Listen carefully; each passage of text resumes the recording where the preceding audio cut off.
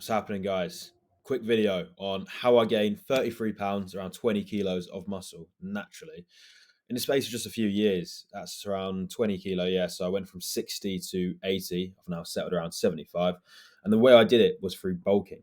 I sat down with myself, and after a couple of years of training beforehand, where I made decent results, I said, no, this time I really, really want to get to my goal. I want to fucking smash it. And I said, if I'm going to do it this time, I'm going to do it properly.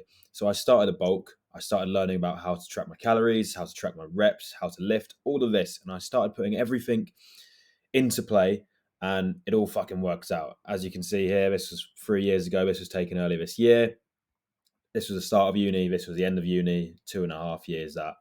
And I gained a substantial amount of muscle, definition, and it's changed my life ever since. So what I want to do is pretty much show you exactly how I did that in this video and tell you all the mistakes I made along the way so you don't have to make them, very simply. Why bulk though? It's very, very simple. It's the fastest way to pack on muscle mass. It's basically like steroids. That's the best way to say it. You can gain muscle regardless, whether you're in a deficit or you're a bulk. It's just a lot easier when you're bulking because you have extra calories to build extra muscle. That's what it is. That's why when you first start training and you haven't really put your body through a stress before and you start to eat a lot of calories, your muscles will look a lot fuller. You'll feel a lot stronger, but you also lift a lot more. You'll be able to lift silly amounts of weight. You know, your bench press will go fucking crazy to start with. It will eventually plateau, which we'll talk about. However, it's just a great way to pack on size. So if you're in a position where you're quite skinny and you haven't gone to the gym before, you haven't done a full bulk or, anything like that, this is when you want to start doing it. If you're at a point where you're pretty overweight, you're carrying a little bit of body fat around the stomach, it might be in your interest to do a cut first, get yourself to a point where you can just around see your abs and then basically enter a surplus. That's kind of the best way to do it. I wouldn't do that if you're quite overweight already because you're not going to give yourself a big runway. You're going to spend a lot of time cutting. So if you have a substantial amount of body fat, get rid of it first before we start the bulking. That's the play.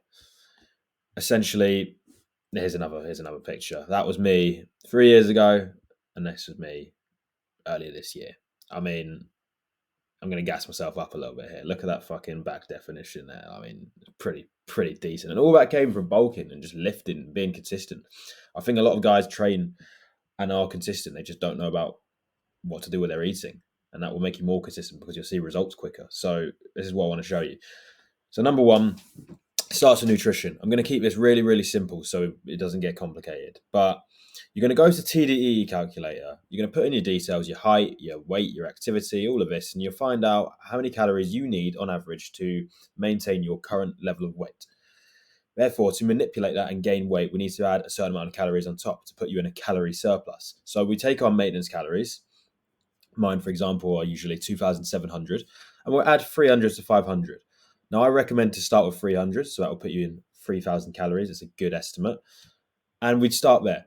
And we just analyze how much weight we are gaining every single week. If we are gaining weight, good.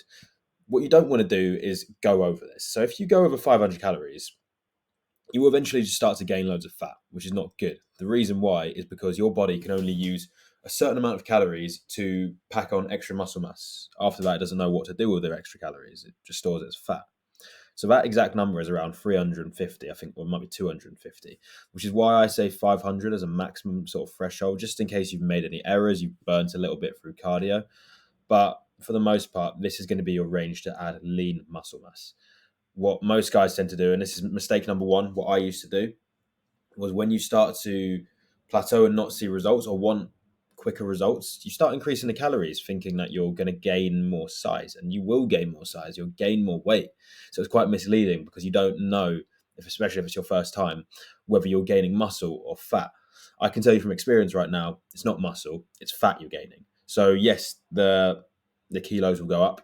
You'll be happy with your results. You see that you're gaining weight, but you're just gaining fat.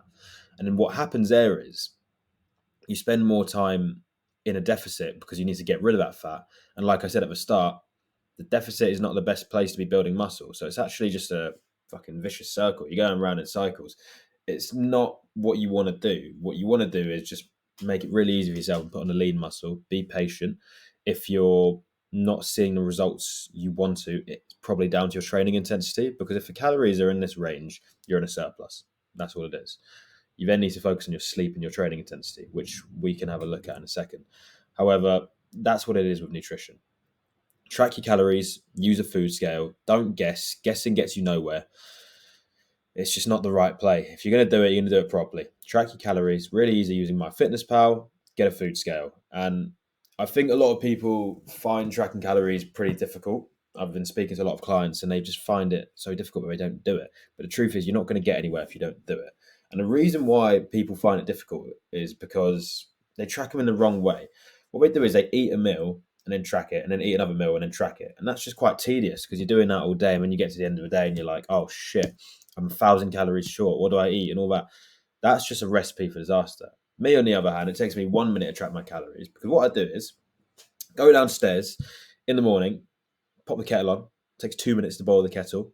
And then from there, I will look in my fridge and go, okay, what am I going to have for meal one? What am I going to have for meal two? And I start writing this down on MyFitnessPal. And I start playing around with it until I hit my calorie intake. I hit my protein and my fats and my carbs. And once I've done that and it's done on paper, all I have to do is eat those meals throughout the day. If I go out for whatever reason, I just take one meal off and I start playing around with it again. But the point is, you want to plan ahead. Then it becomes really easy to stick to. Do that for 2 or 3 weeks. You build the habit. And eventually, if you're eating the same things every day, which you probably will, you won't have to track as much because you know what you're doing. It's not that hard. You just need to get started. So that's a must. Protein, 1 to 1.5 grams per kilo. I'd say have a little bit of a too much protein problem as opposed to too little. I'd rather have too much protein. No one's ever died off that. So let's just worry about that. I think everyone worries too much about, what if I have too much protein? Well, then you get extra big. Who gives a fuck? All right. Doesn't matter too much. Go for 1.5 grams per kilo. Just eliminate any doubt. And when it comes to bulking, you're obviously going to be in a surplus. So, like I said, no dirty bulking, no eating just shit all the time because it's never going to be high in protein and good food. But use bulking shakes. So get your oats, get your peanut butter, your fruit, your protein, your honey, put all that together, get some milk in there, and you're making a 1,500 calorie shake. I have that every day. It just means you've got to eat around 2,000 of food, so it's nice and easy for you. So a normal day of eating, I think I ate like 3,500 calories. I'm on a cut right now, so I'm not doing any more bulking. However, I'd eat around 200, 250 grams of protein, and I'd literally just run it like this. So first meal, bulking shake, just like I talked about, that's going to be like 1,500 calories. Then I go for my signature meal, 2 slices of bread, slice a bit of avocado on there, 5 eggs, and some turkey bacon, turkey rashers. I'm not big on pork, so I kind of use turkey rashers. They're quite high in protein and low in calories. Looking back, though, I'm not eating them as much just because they're processed. And I'll talk about that on the last slide. Your goal is to increase your testosterone as well. And that kind of means you want to eat natural food. So everything else here is really good, minus the turkey rashers. So maybe, I don't know, chorizo or something. Or I actually eat steak and eggs now as my meal too. But after that, you can go for something like protein oats, really high in calories. Oats, as you can tell, are a bit of a common theme here. Godsend. And then meal for pasta, chicken breast, bit of cheese, red pesto, olive oil. Really high calorie meal. Pasta's really high in carbs and calories. You can't beat it. If you ever get bored of that, change the carbs. So change your pasta to fajita wraps. You can change that to rice. Olive oil is really good for calories. If you get bored of that, throw in some salmon, some steak, some turkey breast. Just keep mixing it up. But that's the typical day of eating. You can eat the same things. You just need to increase the volumes if you want to get different amount of calories. But yeah, this is your bread and butter, really. Supplements. So I would go mass gainer starting out. I wouldn't take it anymore just because it is quite, I wouldn't say bad for you, but can give you a bit of a crash and make you feel a bit sluggish. It's also got a lot of sugar in it. However, the trade-off is it does provide you with a lot of calories. If you're just starting out, maybe just take it. Eventually, you won't need to take it. I don't take any mass gainer or protein. This is just there for convenience. Everything else, though, however, I do take. So vitamin D, 10,000 IU, that's a really strong potency one. I'd recommend that just because of how useful it is increasing testosterone. And if you have a high testosterone, you can pack on muscle so much quicker. Creatine, really, really simple. Gives you more energy, so you can lift more. If you can lift more, you get stronger. If you get stronger, you get bigger. Very simple. Zinc and magnesium, they improve your sleep quality, which also improves your testosterone. So take these. Omega-3, really good for your heart, gains, joints, all of this, your brain as well. Again, these are just supplements, right? They supplement your health. They're not silver bullets. Don't expect fucking magic to happen once you take them. They just do help with small things, which then help you. So that's ideal. There's one more thing I want to say here. Pre-workout. Now, this is optional, but I have a theory that might be interesting to any of you. So when I first started out, I took a lot of pre-workout. I took it nearly every session. And I think the fact that I was so consistent in the gym was because I almost associated the high of pre-workout, the fucking feeling you get when you're listening to good music and you're taking a lot of pre-workout with the gym. So I think I just wanted to go to the gym more. So essentially what I'm saying is I was addicted to pre-workout at one point. I don't take it anymore.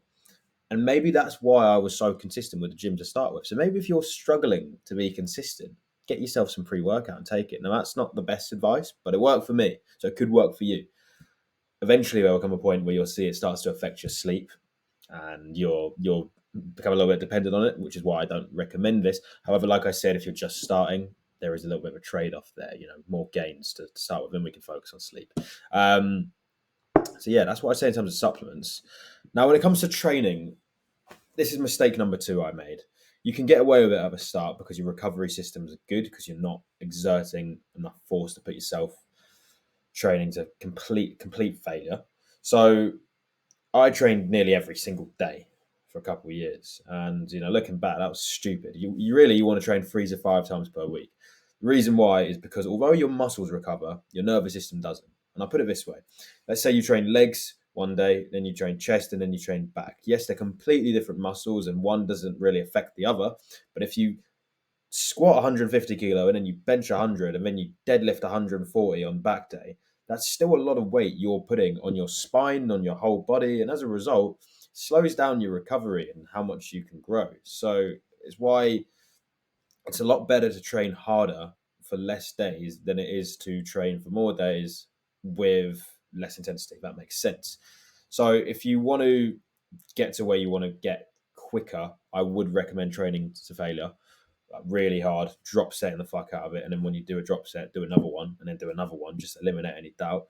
Get a training partner to help you as well. Do that 3 to 4 times a week, I'd say, and you will grow a lot quicker because overtraining is the reason you're going to see plateaus. You're not going to see any gains in strength. I learned this too late. Now I know it, and believe it or not, my results are back up to where they need to be. But this is my mistake number 2. So if you want to get there quicker than I did in the space of 1 year, then stop training 6 days a week. Train harder within a short period of time. Leave the cardio to begin with. You're not going to be great at tracking calories and understanding that. So stop burning more calories. You need every little bit you can get. Eventually, you do want to get to cardio. So that's mistake number 3. I followed my advice there for too long, and for 2 years, I stayed pretty fucking unfit. I went to play some five-a-side football with some friends, and I had to get subbed off every 5 minutes because I just couldn't run. So I would say do your cardio. It will also help with any errors you make in your diet. If you ever go a bit too big on the weekends, if you're drinking a lot or you're eating a lot, cardio is there to burn an extra few calories, so you make sure you stay lean. It kind of always works out when you do a little bit of cardio. So that's that.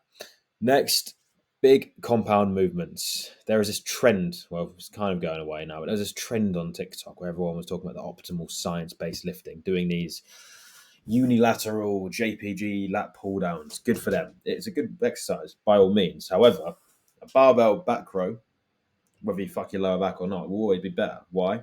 Because you hit your whole back.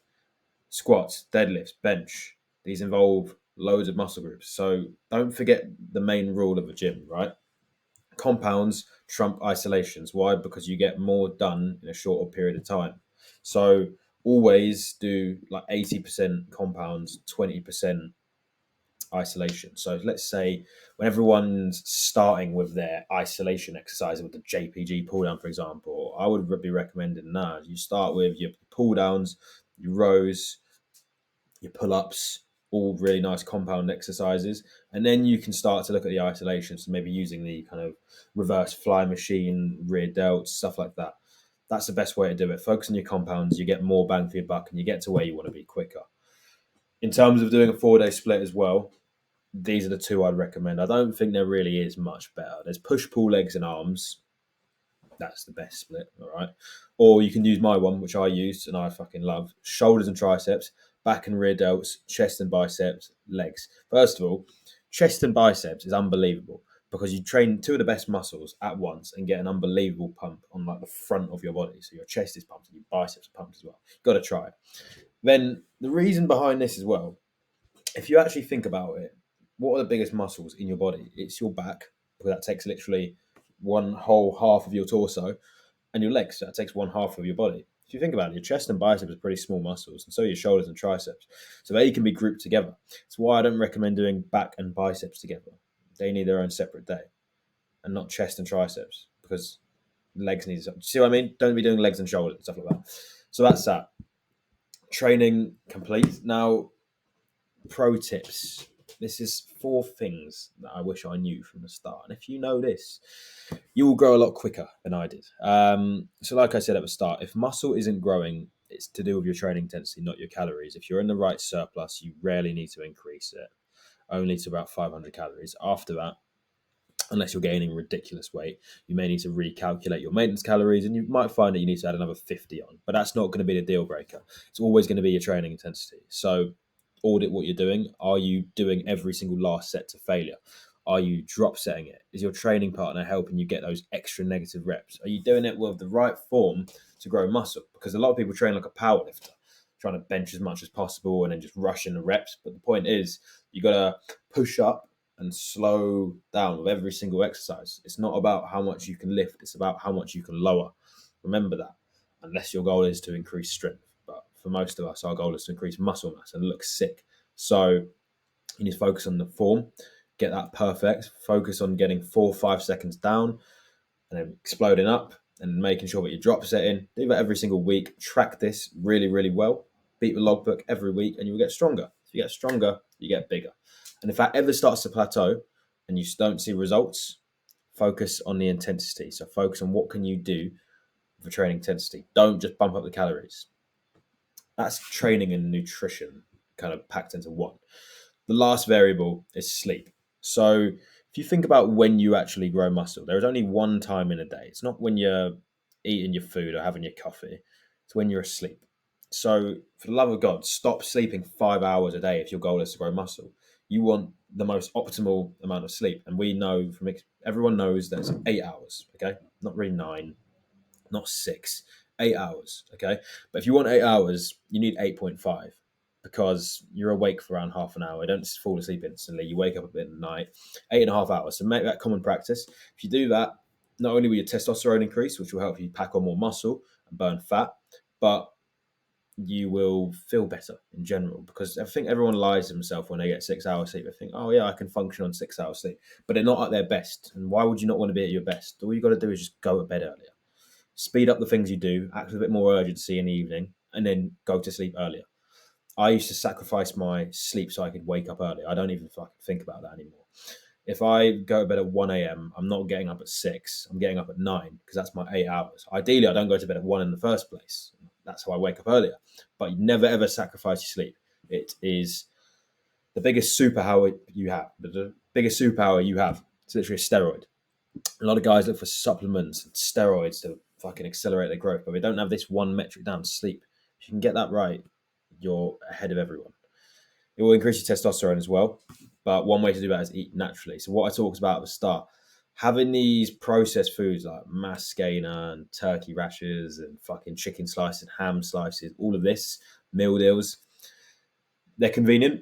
So have them at the start, but eventually look to cut them out. Look for the best sources, free range eggs, free range steak, organic, all of this, because you are what you eat. If you eat naturally, you eat better. It will increase your testosterone, because we know that trans fats from shitty foods plummet your testosterone.